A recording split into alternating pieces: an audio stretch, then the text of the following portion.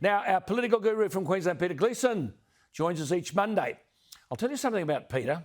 Nothing happens politically that Gleeson doesn't know about, and I love it that he talks in the language of Struggle Street. He also hosts the front page here on Sky News Australia, 11 o'clock every night, Monday to Thursday. And he's a columnist for Queensland's Courier Mail and Sunday Mail. And here he is. Gleeson, good evening to you. Now, look, you asked in your column at the weekend, very critical question. How do you allow 85,000 people to yell and scream and hug and slap one another at a footy game, but no more than 15,000 at a rock concert? Ridiculous, absolutely ridiculous. And I think when the great pandemic book of the 21st century is written, Alan, you will see that there has been a major problem for the bush. I think the bush is an area that's been particularly badly affected, this one-size-fits-all approach. And, of course, the inconsistencies that we're seeing around where you can and can't go, whether you can go to a funeral, whether you can go to an Anzac Day march, whether you can go to a rock concert. And we saw at the weekend in Brisbane where a couple of people came over from Perth, the lockdown was initiated, and 4,500 people who were due to go to a concert at the River Stage were told in the last 12 hours that they were not allowed to go. And I think what we can safely say here, Alan, is that the chief medical officers in the states wield way too much power. And Correct. this polarisation between the bush those and the people city who is came extraordinary. from Perth, Gleeson, the people who came from Perth, they'd all had rapid tests. They all came back negative. Yes. So you made the request for an exemption, but of course they weren't movie stars. So this unelected Jeanette Young, no. Yes, and therein lies the problem. The way in which the state of Queensland in particular has been handled over the last 12 months has been extraordinary, Alan, and we see often people make a joke about, you know, the Premier, Jeanette Young, has made that decision. Now, Anastasia Palaszczuk will say, well, look, they're the ones with all the health advice. But how come their health advice is different to the chief medical officer? We never see the advice, Gleeson. We never see the advice. Exactly. I mean, the night before that concert was called off, 17,000 people watched the Titans and the Rabbitohs game on the Gold Coast. Oh, hey, listen, the Tasmanian election, what about this? They've got a population of 500,000.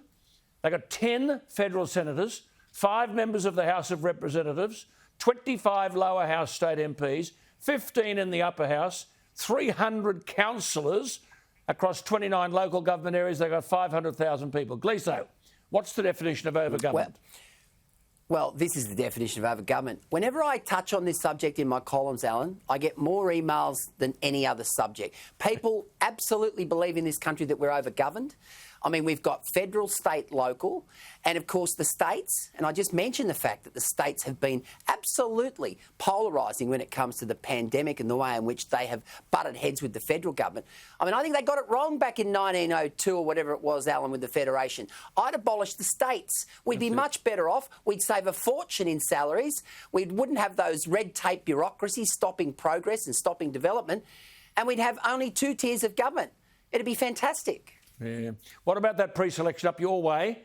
James McGrath, Amanda Stoker for the #1 spot on the Senate ticket of the next election. Both good politicians, but McGrath was the bloke who actually organised the Turnbull knifing of Abbott, but I think he's woken up to that. Defeated Amanda Stoker, well, belted her. The Federal Assistant Attorney General, 212 votes to 101.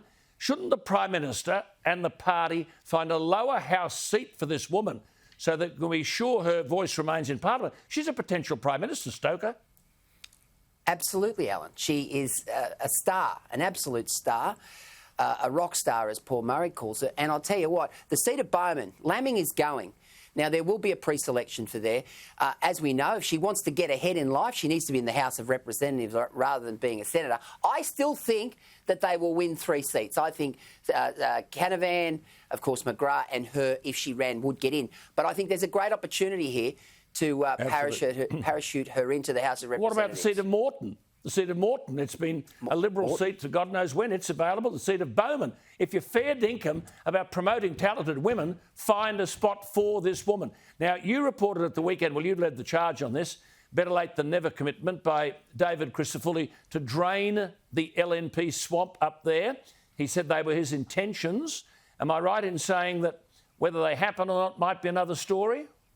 Will the swamp be drained? Look, Alan, I think it will. I mean, we've got to take this bloke on face value. He's come in at 1,000,000 miles an hour. You know him very well, Alan. He's got plenty of energy. Yep. Plenty of energy. The bloke is the real deal. I agree. And he stood there and he stared down. He stared down Bruce McIver. He stared down Cynthia Hardy. And he said, look, we need a 5-point plan to get this thing done. And that included bringing a lot more of the grassroots membership into the fold, particularly around policy, which is a fantastic idea. Now, can he do it? Well, Springborg's running.